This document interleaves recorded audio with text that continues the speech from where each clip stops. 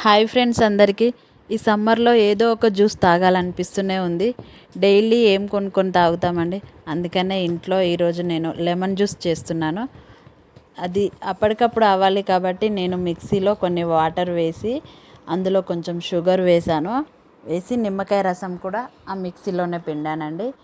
ఇలా మిక్సీలో వేసేసి ఇది బాగా మిక్సీ పట్టాను. అప్పుడు షుగర్ తొందరగా కరిగిపోయిందండి, బాగా మిక్స్ అయిపోయింది.